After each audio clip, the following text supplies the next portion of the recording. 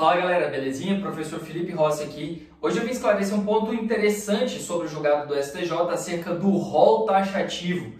Quero dizer que essa decisão é muito delicada porque ela envolve não somente uma questão material no termo jurídico, mas também questão processual e, obviamente, toda uma repercussão perante a sociedade.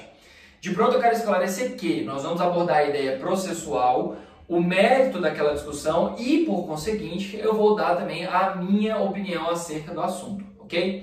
Bem, vamos lá. O que o STJ entendeu? O STJ entendeu que quando da discussão acerca da responsabilidade dos planos de saúde sobre tratamentos médicos, deverá ser analisada a perspectiva de um rol taxativo, ou seja, verificando as hipóteses de cobertura que a ANS entende cabível ao caso concreto, a patologia que se busca o tratamento, poderá ter sim o respaldo médico desde que consoante as normas pré-existentes. Resumindo, aquelas que estão previamente dispostas.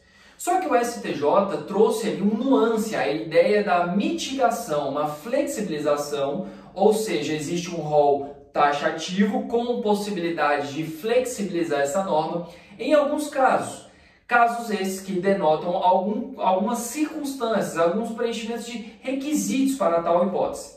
Dentre essas hipóteses, podemos falar sobre a ideia de exaurimento dos tratamentos anteriores, a necessidade de comprovação científica, a demonstração de que não houve uma negativa pela ANS acerca daquele tratamento. Então, num contexto geral, recrudesceu, deixou um pouco mais difícil a possibilidade da garantia de um tratamento que não esteja previsto dentro desse rol chamado de taxativo. Professor, e o que seria o rol exemplificativo? Seria uma ideia de trazer ali alguns prismas de tratamento, mas podendo abarcar outros que não estivessem dentro do rol, desde que houvesse a indicação médica para tal. Então, primava-se pela opinião do expert na saúde, o médico, para que se então utilizasse aquele tratamento às pessoas que têm aquela necessidade. Relação processual do feito. Verifica-se que foi um embargo de divergência, ou seja, turmas distintas dentro do mesmo órgão institucional, o STJ, possuíam entendimentos diversos. E para que se tivesse ali uma segurança jurídica, para que se pudesse ali, de fato ter uma opinião consolidada diante das duas temáticas distintas, que tivesse ali uma posição do Conselho. E nesse sentido, tornou-se então um acórdão, um precedente do STJ sobre essa temática. O que não quer dizer que ali vai trazer efeito vinculante absoluto. Não é uma súmula, não é um julgamento de recurso repetitivo. A discussão ainda está vigente, ou seja, existe a possibilidade de discutir. Na minha opinião, processualmente falando, existe, ao caso, uma ideia que excede o interesse das partes, atraindo sim uma possibilidade de uma repercussão maior, uma repercussão tida como geral, e que esse interesse sobressaia as partes tanto no ponto de vista econômico quanto no ponto de vista social. Professor, mas por que o STJ se entendeu? Trouxe alguma coisa a mais? Vamos lá. A ideia do plano de saúde trouxe dois prismas.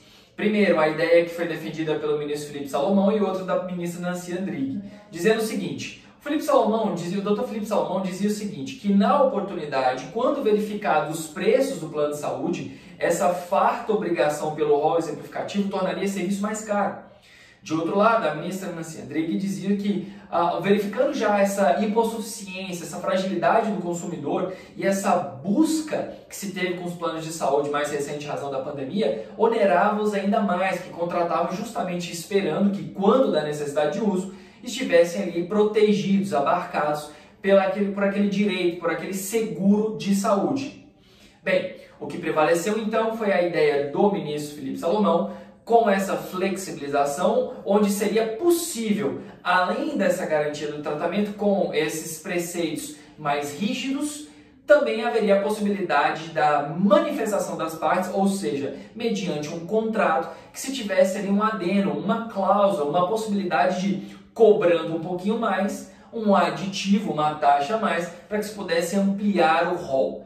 Bem, minha opinião sobre a temática. A minha opinião sobre a temática, ela diverge, eu peço bem, aos demais que concordam com a ideia consolidada pelo STJ nesse julgamento, porque de fato a ideia da mitigação, essa limitação do rol, me parece, nesse primeiro momento, um excesso, em especial porque vive-se um período de pandemia, não passou a pandemia, ainda vivemos nessa cena, nesse momento que é de altíssima fragilidade. As pessoas buscaram planos de saúde com maior incidência, esperando que, quando da necessidade, lhes fosse garantido o direito à saúde, este previsto constitucionalmente, mas não se fala de ideia constitucional aqui no caso, com relação à garantia da saúde, porque é o direito do Estado, mas verificando que o Estado, estando não capaz de suprimir a necessidade de todos, que os planos de saúde, essa circunstância privada, venham então a corroborar, a tornar efetivo aquele anseio, a busca pela saúde, a proteção pela vida. Então, nesse sentido, verificando um altíssimo crescimento, uma demanda que amplamente se discute sobre quais são os graus de retenção e responsabilidade, verificando o recente aumento da ANS sobre os valores, me parece que essa decisão ela foge ao que se percebe como justo e justiça, muito pelo contrário. Me parece que, quando da análise desse caso, discutia-se no primeiro momento o valor e responsabilidade e os pesos da balança que não se mostravam equivalentes, porque de um busca se proteger a vida, do outro a onerosidade. E aí então remonta a ideia que Michael Sandel, no livro sobre a justiça, fazer a coisa certa, falava até que ponto essa ideia liberal, até que ponto a defesa do interesse privado de fato é moral ou eticamente aceitável, ao passo que nessas circunstâncias milhares de outras pessoas se sentirão desamparadas, estarão de fato desamparadas, e nasce mais um ônus ao consumidor, aquele de adquirir um novo produto dentro de um produto, para que se então esteja, neste primeiro momento, com a ideia de segurança, o que não necessariamente reflete a verdade, porque não se sabe como seria essa possibilidade dessa taxa complementar.